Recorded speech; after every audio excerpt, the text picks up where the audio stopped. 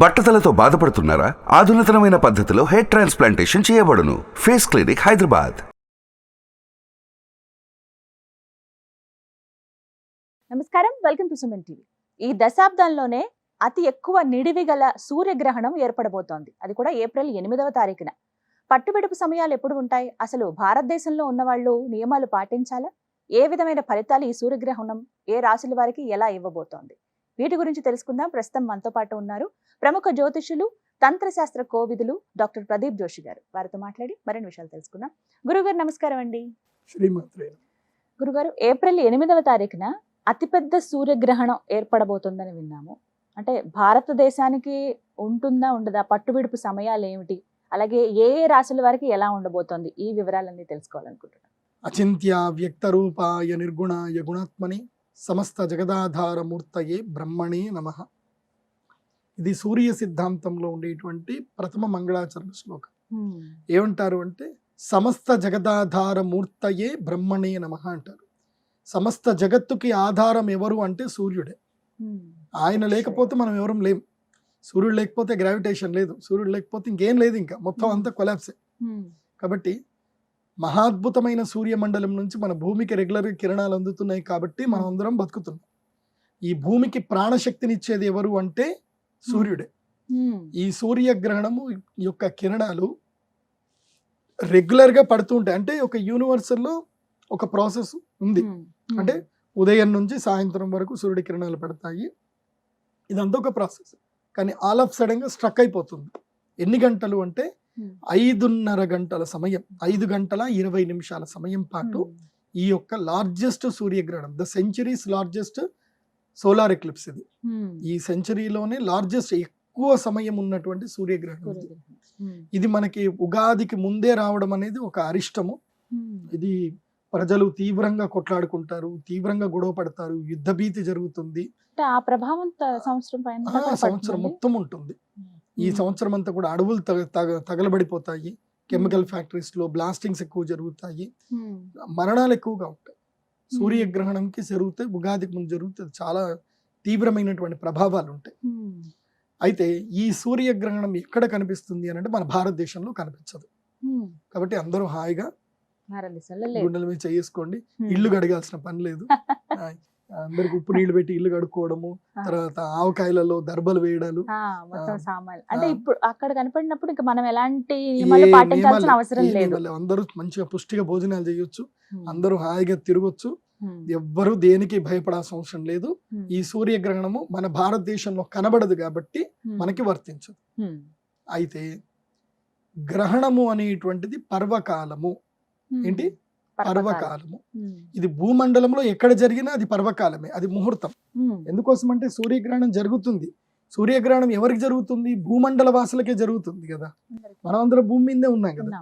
అంటే మనకు కనబడదు కాబట్టి మన గ్రహణ నియమాలు వర్తించవు. కానీ అది పర్వకాలం అంటే పుణ్యకాలం, అంటే లక్కీయెస్ట్ టైం అది. ఆ లక్కీయెస్ట్ టైం ని మనం యూటిలైజ్ చేసుకోవచ్చు. ఎందుకోసం అంటే గ్రహణ సమయములో జపము, దానము, తపము, పూజ, హోమములు ఇవి ఎవరు చేసుకున్నా వాళ్ళకి లాభం కలుగుతుంది. ఇప్పుడు నాకు జ్యోతిష్ శాస్త్రంలో కొంచెము పట్టు తక్కువైంది. ఎప్పుడు చిన్నప్పుడు నేను నేర్చుకునేటప్పుడు మా నాన్నగారు ఏం చెప్పారు, నీకు జ్యోతిష్ శాస్త్రంలో పట్టు తక్కువ కదా, ఈ యొక్క పరాశర హోరా శాస్త్రము నువ్వేం చెయ్యు, గ్రహణం రాబోతుంది, రాబోయేటువంటి చంద్రగ్రహణం వస్తుంది, అప్పుడు నువ్వు వెళ్ళి గోదావరి తీరంలో ఉండి ఇది పారాయణం చెయ్యు అని అన్నారు మా నాన్నగారు. మా నాన్నగారు చెప్పినట్టుగా నేను వెళ్ళి పరాశర హోరా శాస్త్రము గ్రహణ సమయంలో నేను పారాయణం చేశాను. ఇప్పుడు నాకు మొత్తం తెలుగు రాష్ట్రాల్లో మంచి నెంబర్ 1 పొజిషన్లో, కానీ ఇప్పుడు స్టార్ మాలో ప్రోగ్రామ్ కానివ్వండి, సుమన్ టీవీ వాళ్ళతో కానివ్వండి, ఇంత అనర్గళంగా మాట్లాడుతున్నాను అంటే ఆ రోజు, ఆ గ్రహణము రోజున నేను అమ్మవారి గురించి అక్కడ బృహత్పర హోరా శాస్త్రం పారాయణం చేశాను కాబట్టి. తర్వాత సూర్య సిద్ధాంత పారాయణం చేశాను. తర్వాత కంఠము వరకు నీళ్లలో ఉండి తపస్సు చేయాలి, కొన్ని జపాలు చేయాలి, అవి మేము చేశాం, చాలా వరకు చేశాను. ఆ సిద్ధి కలిగింది కాబట్టి వాళ్ళ విశుద్ధి చక్రం బాగుంది కాబట్టి నేను చెప్పేది మీరు అందరూ కూడా వినగలుగుతున్నారు. ఇన్ని లక్షల మంది నాకు అభిమానులు ఉన్నారు, చాలా సంతోషం. ఎందుకోసం అంటే కొన్ని విద్యలు కొన్ని సందర్భం లోపల ఉపయోగపడతాయి. Time is most important. ఎవరైనా అటువంటి పారాయణలు ఎవరైనా చేయొచ్చు. Every human being having eligibility. కులము మతంతో సంబంధం లేదు, ఎవరైనా దైవ ఉపాసన చేయొచ్చు. ఆ గ్రహణ సమయంలో మీకు ఏ విద్యలు రావో ఆ విద్యలను మీరు చదవండి. అప్పుడు చదివి అమ్మవారికి మీరు అంకితం చేయండి. ఏదైనా దేవాలయంలో కానీ అక్కడ కూర్చొని చదువుకోండి, మీకు అద్భుతాలు జరుగుతాయి. అయితే కొంతమందికి తమ జీవితంలో మొత్తము జాతకం అంతా హీన జాతకం ఉంటుంది, ఎంత చేసినా కలిసి రాదు. వాళ్ళకి నేను చెప్పేది ఏంటంటే ఈ గ్రహణ సమయంలో అరిష్ట నివారణ తంత్రం అని ఉంటుంది, అరిష్ట నివారణ తంత్రం చేయించుకోండి. ఇది భారతదేశ కాలమాన ప్రకారము రాత్రి 9 గంటల నుంచి మొదలు 9:21 నుంచి మొదలు 2 గంటల 15 నిమిషంల వరకు ఇది భారతీయ కాలమాన ప్రకారం ఉంటుంది. అంటే మనకి నైట్ టైము, అక్కడ డే టైం. కెనడాలో లార్జెస్ట్ గా కనిపిస్తుంది. కాబట్టి ఈ సంవత్సరం కెనడాలో ఏం జరుగుతుందో చెప్తాను. కెనడాలో ఉండే మన భారతీయులు ఎవరున్నా సరే, సో కెనడియన్ సిటిజన్స్ కూడా చెప్తున్నాను, కెనడాలో ఈ సంవత్సరము అగ్రికల్చర్ మొత్తం పడిపోతుంది. కందిపప్పు మన భారతదేశానికి కందిపప్పు కెనడా నుంచి వస్తుంది. ఈ విషయం చాలా మందికి తెలియదు. మొత్తం చెన్నైలో ఇంపోర్ట్ అవుతుంది, గుజరాత్ లో ఇంపోర్ట్ అవుతుంది. మన భారతదేశంలో మన దేశంలో వండిన కందిపప్పు మన భారతీయులు కేవలం 20 కోట్ల మంది మాత్రం తింటారు. మిగతా 80 కోట్ల మంది భారతీయులకు కందిపప్పు కెనడా నుంచి వేరే దేశాల నుంచే వస్తుంది. మన భారతదేశానికి కందిపప్పు తర్వాత ఆయిల్స్ ఇప్పటికీ మనం ఇంపోర్టే చేసుకుంటున్నాం. కాబట్టి ఈ సంవత్సరం కెనడాలో కందిపప్పు పడిపోతుంది, కెనడాలో అగ్రికల్చర్ పడిపోతుంది, యుఎస్ఏలో కూడా అగ్రికల్చర్ పడిపోతుంది, కార్న్ మొత్తం పడిపోతుంది. దీనితోటి అక్కడ కూడా ప్రైజెస్ బాగా ఎక్కువ అవుతుంది, మనకి ఇంపోర్ట్ తక్కువ అవుతుంది. కాబట్టి మన దగ్గర ఎక్స్పోర్ట్ తగ్గిపోతాయి. మన దగ్గర ఇప్పుడు బియ్యం ఎక్స్పోర్ట్ చేసే వాళ్ళు ఉండరు, ఎక్స్పోర్ట్ పడిపోతుంది ఈసారి. మళ్ళీ బియ్యం ఎవరైనా ఎక్స్పోర్ట్ చేయాలనుకుంటున్నారు అంటే తగ్గించుకోండి. దీని ప్రభావం వల్ల అమెరికాలో బియ్యం ధర పెరుగుతుంది. నేను ఇప్పుడు చెప్తున్నాను మీకు, ఏప్రిల్ 15వ తారీఖు వరకే అవకాశం ఉంది. ఏప్రిల్ 15 లోపలనే బియ్యం కొని పెట్టుకోండి. ఏప్రిల్ 15 తర్వాత అమెరికాలో మళ్ళీ బియ్యం గురించి సూపర్ మార్కెట్ లో తిరగాల్సి వస్తుంది, కెనడాలో కూడా చెప్తున్నాను. కాబట్టి కొని పెట్టుకోండి. సో ఈ గ్రహణ ప్రభావం వల్ల వ్యవసాయం మీద ఎక్కువగా పడే అవకాశం ఉంటుంది, వర్షాలు తక్కువ అవుతాయి, గుర్తుపెట్టుకోండి. ఈ గ్రహణమైన వెంటనే మళ్ళీ ఏం జరుగుతుంది, ఏప్రిల్ 4వ తారీఖు అంటే ఈ గ్రహణానికి ముందు ఏప్రిల్ 4వ తారీఖు నుంచి ఈ శనిగ్రహము పూర్వ భాద్రపద నక్షత్రం లోపలికి ప్రవేశిస్తున్నాడు. అంటే తన సొంత నక్షత్రం లోపలికి ప్రవేశిస్తున్నాడు, తన సొంత రాశిలో తన సొంత నక్షత్రంలో ప్రవేశిస్తున్నాడు. దీనితోటి టొర్నడోస్ వస్తాయి, వాయువుతో కూడుకున్నటువంటి పీడలు కలుగుతాయి, అగ్నికి వాయువు కలుస్తుంది, అగ్ని ప్రమాదాలు ఏర్పడతాయి. ఇవన్నీ కూడా ప్రపంచ విపత్తులు, ఇది గుర్తుపెట్టుకోండి. ఇక ఈ శనిగ్రహ ప్రభావము, సూర్యుడు హీనమైపోవడము, శని ప్రభావం ఎక్కువగా పెరగడం వల్ల ఎవరెవరైతే గనక ఏలినాటి శని ప్రభావాన్ని అనుభవిస్తున్నటువంటి మీనరాశి వారు, అదేవిధంగా కుంభరాశి మకర రాశి వాళ్ళకి, అర్ధాష్టమ శని ఉన్నటువంటి కర్కాటక రాశి వారికి, అష్టమ శని ఉన్నటువంటి కర్కాటక రాశికి, అర్ధాష్టమ శని ఉన్నటువంటి వృశ్చిక రాశి వారికి ఈ నెల రోజుల పాటు కీడు, నెల రోజుల పాటు సంకటం ఏర్పడుతుంది. అది కాకుండా ఈ యొక్క ఏదైతే గ్రహణము ఏ నక్షత్రంలో ఏర్పడుతుందంటే రేవతి నక్షత్రంలో ఏర్పడుతుంది. మీనరాశిలో రేవతి నక్షత్రం ఏర్పడుతుంది. కాబట్టి మీనరాశి వారికి ఇది అధమ ఫలితము, మేషరాశి వారికి ఇది అధమ ఫలితము. గుర్తుపెట్టుకోండి, మేషరాశి వారికి ఇది అధమ ఫలితం. గురువుగారు, ఈ గ్రహణ ప్రభావం 12 రాశుల వారిపైన ఏ విధంగా ఉంటుందంటే అధమ ఫలితాలు ఏ రాశి వారికి ఉంటాయో తెలియజేస్తారా? ఈ గ్రహణము అధమ ఫలితాలు మీనరాశి, మేషరాశి, సింహరాశి, ధనుస్సు రాశి వీరికి అధమ ఫలితాలు. ఆల్రెడీ తెలుగుదేశం పార్టీ అధినాయకులు చంద్రబాబు నాయుడు గారిది ధనుస్సు రాశి. ఆయనకి ఈ గ్రహణం ఏప్రిల్ 4తో అరిష్టం ప్రారంభమవుతుంది. ఆయనకి నెల రోజుల పాటు, అంటే కరెక్ట్ గా ఎలక్షన్ టైంకి ఆయన గ్రహణ ప్రభావం ఉంది ఇప్పుడు ఆయనకి. కాబట్టి మీన, మేష, సింహ, ధనుసు రాశి వారికి ఇది ఈ సూర్యగ్రహణము అరిష్టము. ఈ గ్రహణ ప్రభావము నెల రోజుల పాటు ఉంటుంది, నెల నుంచి 48 రోజుల పాటు ఉంటుంది. అంటే ఎలాంటి ఫలితాలు ఉంటాయి వారికి? అంటే ఏముంటది, అనారోగ్యం రావడము, లేదంటే ఏవైనా సరే అప్పుల పాలైపోవడము, ఆస్తులు అమ్ముకోవడము, లేదంటే చిన్న చిన్న యాక్సిడెంట్ జరగడము, ఏదో ఒకటి ఇబ్బంది అయితే కలిగే అవకాశం ఉంటుంది. గ్రహణం ప్రభావంలో అరిష్టము అంటే ఇంకా ఏదో ఒక రూపంలో అరిష్టం వస్తుంది, తగాదాలు అవుతాయి, ఉన్నట్టుండి మంచి మంచి స్నేహితులు కూడా మోసం చేసే వాళ్ళకి మారిపోతారు. నేను చూశాను చాలా మంది 20 ఏళ్ళ నుంచి ఉన్న స్నేహము ఒక్కరోజు ఒక కష్టం వచ్చిందని చెప్పి బంధం తెంచేసుకుంటారు. నమ్మకానికి డబ్బులు ఇస్తారు, నమ్మకంతో కొంతమంది లక్షలు ఇచ్చుకుంటారు, వైట్ పేపర్ మీద రాసుకొని కోట్ల రూపాయలు ఇచ్చుకునే వాళ్ళు కూడా ఉంటారు. సో గ్రహణ ప్రభావం వల్ల ఏం జరుగుతుందంటే వీళ్ళకి నష్టం జరిగే అవకాశం ఉంటుంది, అదే నమ్మక ద్రోహాలు జరిగే అవకాశం ఉంటుంది. కాబట్టి వీరు తప్పకుండా అరిష్ట నివారణ తంత్ర యాగం చేయించుకోండి. చాలా మంది అంటే ఈ మధ్య నేను కొంతమంది ఉన్నారు, వాళ్ళకి పని పాట ఏమి ఉండదు, అంటే ఎవరైనా బాగుపడుతున్నారు, ఎవరికైనా ఏదైనా మంచి చేస్తున్నారంటే వాళ్ళు ఏదో ఒకటి చెప్తారనమాట. అవన్నీ గ్రహణాలకు మీరు డబ్బులు పెట్టకండి, మీరు ఏం ఖర్చు చేసుకోకండి, 2 స్తోత్రాలు చదువుకోండి అని ఏదో చెప్తున్నారు.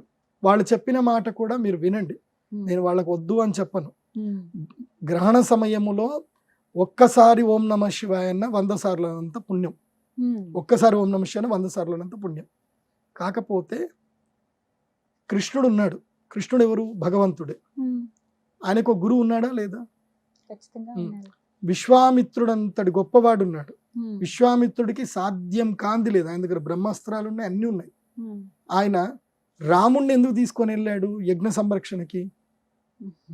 ఆ తాటకి తర్వాత మారీచ సుబాహులు యజ్ఞాన్ని పాడు చేస్తుంటే ఆయన రాముణ్ణి ఎందుకు తెచ్చుకున్నాడు? ఆయన దగ్గర బ్రహ్మాస్త్రాలు ఉన్నాయి కదా, వాడొచ్చు కదా, వాడలే కదా, ఆయన గురువు. అప్పుడు ఆయన ఏం చేశాడు? రాముడికి అస్త్రాలు ఇచ్చాడు కానీ ఆయన వాడలే. కాబట్టి ఇక్కడ మనం అర్థం చేసుకోవాల్సింది ఏంటంటే, మంత్రము అంటే శక్తి లేనటువంటి వారు మంత్రం చదువుకోవచ్చు, శక్తి ఉంది, త్వరితగతిన కావాలి, చేయగలిగే శక్తి ఉంది. నీ యొక్క కర్మ ఫలాల్ని నువ్వు ధన రూపంలో పెట్టుకొని నువ్వు దానం చేయగలిగే శక్తి ఉన్నప్పుడు దానం చెయ్యు. దాన్ని నువ్వెందుకు ఆపుతున్నావు? మంచి పని చేయాలనుకున్నప్పుడు నువ్వెందుకు ఆపుతావు? శక్తి ఉన్నప్పుడు శక్తి ఉన్నప్పుడు చేయాలి. ఇప్పుడు శక్తి ఉన్నోడే అన్నదానం పెట్టాలి, శక్తి లేనోడు అన్నదానం ఎక్కడ పెడతాడు? పెట్టలేడు కదా. కాబట్టి ఎవరి మీద సెటైర్లు వేయకండి, మీరు మంచిగా చక్కగా అందరికి మంచి చెప్పండి, మీరు మంచి చేసుకోండి. అలా చేయకండి, ఇలా చేస్తున్నారు, ఇలా అమ్ముకుంటున్నారు, ఇలా చేయకండి ఎవరికి. ఎందుకోసం అంటే మీ మీద పడ్డారనుకోండి జనాలు అసలు తేలుకోలేరు మీరు అసలు. కాబట్టి శత్రుభావన ఎప్పుడు కూడా సనాతన ధర్మంలో పెట్టకండి, ఒక్కోళ్ళ గురించి ఒక్కోళ్ళు చెడుగా చెప్పుకోకండి, మొదలే చెప్తున్నాను. ఎందుకోసం అంటే గ్రహణం చేసేటప్పుడు ఒక్కోళ్ళకి శక్తి ఉంది, చాలా మందికి మేలు చేస్తారు, మేలైన వాళ్ళు తిరిగి వస్తున్నారు వాళ్ళ దగ్గరికి, నీకేం కష్టం వచ్చింది? అదొకటి. సో అరిష్ట నివారణ తంత్రం చేయించుకుంటే మంచిది. తర్వాత అలాగే గురుగారు, మరి మంచి ఫలితాలు ఎవరికి ఉండబోతున్నాయి అంటే శుభం కలుగుతుందా అసలు గ్రహణం వల్ల ఎవరికైనా? గ్రహణం వల్ల శుభాలు కలుగుతాయి. నేను చెప్పాను కదా లాస్ట్ టైం కన్యా రాశి వారికి బాగా లేదు అని చెప్పాను, వాళ్ళ గ్రహణం జరిగింది, అది వాళ్ళకి 15 రోజుల్లో తీరిపోతుంది. ఎందుకోసం? సూర్యగ్రహణం వాళ్ళని సంరక్షిస్తుంది మళ్ళీ. సో ఈసారి కన్యా, తుల, వృషభ, మిథున రాశుల వారికి ఈ గ్రహణము రాజయోగాన్ని ఇస్తుంది. ఎవరికి? కన్యా, తుల, వృషభ, మిథున రాశి వారికి ఇది రాజయోగాన్ని ఇస్తుంది. మరి తెలుగు రాష్ట్రాల్లో భవిష్యత్తులో ముఖ్యమంత్రిగా పోటీ చేయబోతూ భవిష్యత్తులో ముఖ్యమంత్రి అవ్వాలని కోరుకున్నటువంటి వైఎస్ఆర్సీపీ నాయకుడు జగన్మోహన్ రెడ్డి గారిది ఏ రాశి అంటే మిథున రాశి. గ్రహణం తర్వాత ఆయనకి ఇంకా కలిసి వచ్చే అవకాశం ఉంది, ఆయనకి యాడ్ ఆన్ అవుతుంది. బికాజ్ ఈ గ్రహణ ప్రభావం చంద్రబాబు నాయుడు గారిని వీక్ చేస్తుంది, ఆయన్ని స్ట్రాంగ్ చేస్తుంది. అందుకే నేను ఒక పరిహారం చేసుకోమని చెప్పాను చంద్రబాబు నాయుడు గారికి. మీరు గ్రహణానికి లోపల ఈ పరిహారం చేసుకోలేకపోతే మాత్రం తీవ్రమైన ప్రభావం ఉంటుంది. ఎందుకోసం అంటే మిమ్మల్ని 53 రోజులు మీతో ఉన్నటువంటి వ్యక్తులు నాకు చెప్పారు, మీరు ఎలాంటి హీన పరిస్థితి అనుభవించారు, ఎంత బాధపడ్డారు, ఎలా ఉన్నారు అనే విషయం మొత్తం కూడా నాకు తెలుసు. కాబట్టి చెప్తున్నాను, మళ్ళీ ఆ పరిస్థితి మీకు రావద్దు అని నేను కోరుకుంటున్నాను. ఈ 4 రాశుల వరకు శుభంగా ఉంది. మరింత శుభ ఫలితాలు వీరు పొందాలంటే వీరేమైనా పరిహారం చేసుకోవాలండి? వీరు కూడా అరిష్ట నివారణ తంత్రం చేయించుకోవాలి. సింపుల్. శుభాలు మనకు కావాలంటే అరిష్టాలు దూరం అవ్వాలి, అరిష్టాలు దూరం అయితే ఆటోమేటిక్గా శుభం కలుగుతుంది. సో అరిష్ట నివారణ తంత్రం వీళ్ళు కూడా చేయించుకుంటే మంచిది. అయితే అమెరికా వాళ్ళు తప్పకుండా చేయించుకోండి. మొన్న ఆ మధ్య మేము చంద్రగ్రహణం గురించి చెప్పినప్పుడు చాలా మంది అమెరికా నుంచి ఫోన్ చేసి వాళ్ళందరూ వాళ్ళ గోత్రనామాలు చెప్పించుకున్నారు. చక్కగా వాళ్ళు కూడా అక్కడి నుంచి వాళ్ళ లైవ్ లో ఉండి యాగం చేయించుకున్నారు. సో అమెరికాలో ఉండే వాళ్ళందరూ యాగం చేయించుకోండి. భారతదేశంలో ఉండే వాళ్ళు కూడా ఇది పర్వకాలం కాబట్టి యాగం చేయించుకోండి. ఈ గ్రహణం మీద గురించి నేను ఏ భారతీయ వాసులకు నేను భయపెట్టట్లేదు. కోసమంటే వాళ్ళు భయపెడుతున్నారు, మీరు భయపడుతున్నారు, మీరు భయపడకండి.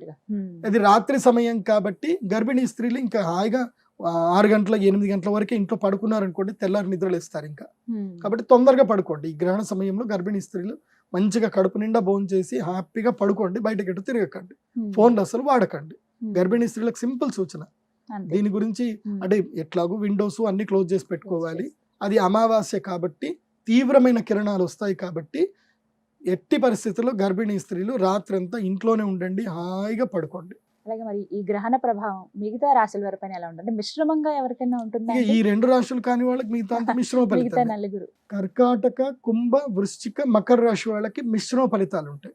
అంటే వీళ్ళు యజ్ఞం చేయించుకున్నా పర్లేదు, చేయించుకోకున్నా పర్లేదు, వాళ్ళకి నార్మల్ గానే ఉంటుంది. వీళ్ళకి నాట్ గుడ్, నాట్ బ్యాడ్.